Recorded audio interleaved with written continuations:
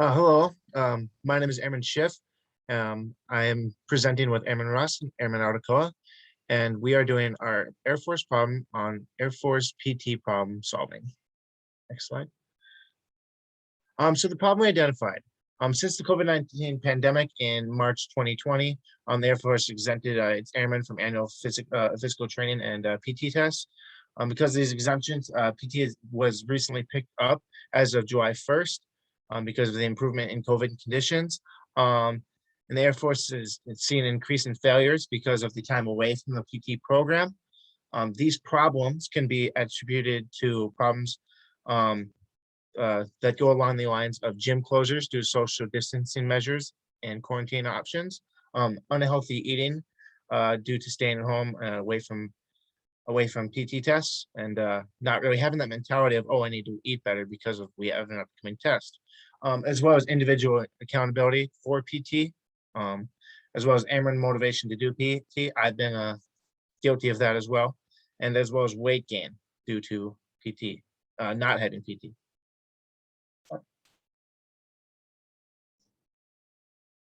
So the way we chose our process to solve the problem for this is that we each researched different problem-solving processes the day before.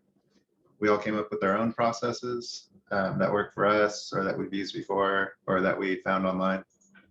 We compared and contrasted each other's process, the elements in it, which ones were like, or which ones maybe didn't quite fit the problem at hand.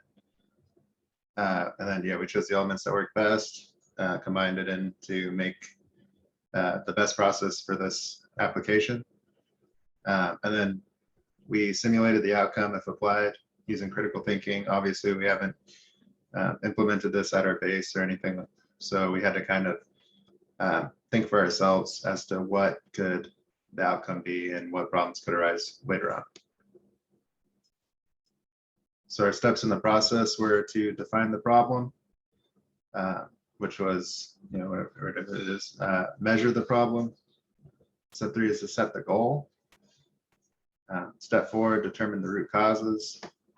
Step 5, select the best strategy. Step 6, implement the strategy. Step 7, evaluate results.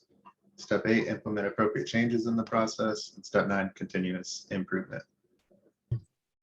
Yeah, so as Airman Articoa was saying, when we defined the problem, it was PT failures due to COVID-19.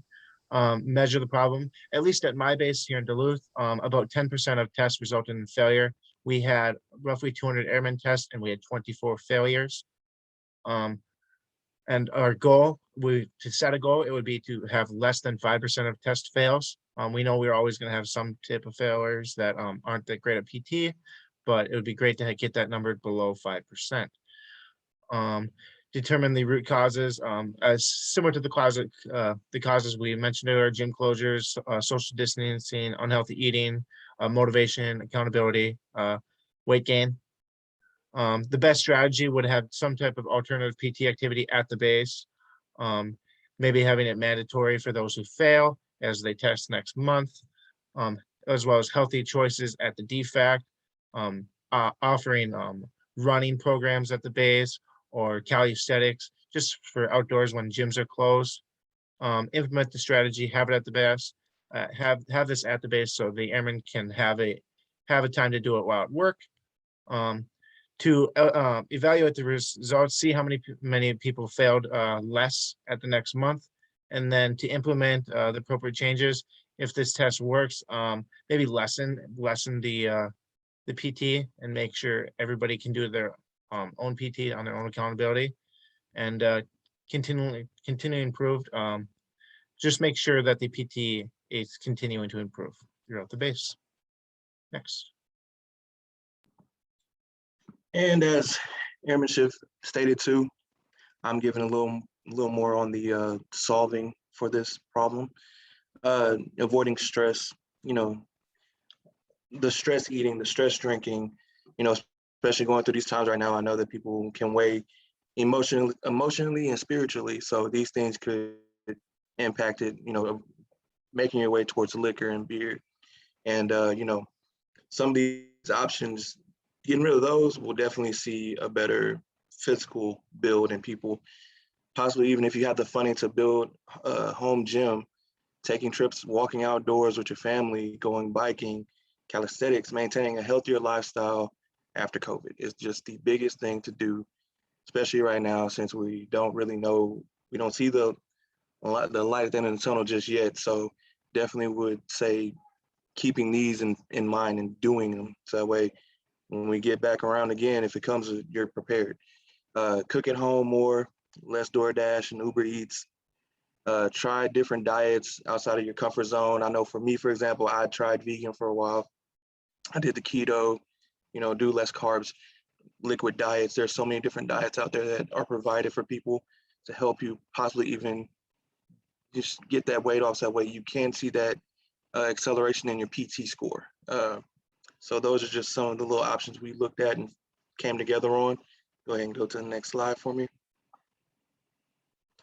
These are things that, like we spoke on just a minute ago, what the base could do to help, like Airman Shift stated, to modify PT for certain people, squadron-based runs, making it a little bit more mandatory, almost like the Army does. The Army is a little bit more strict than us.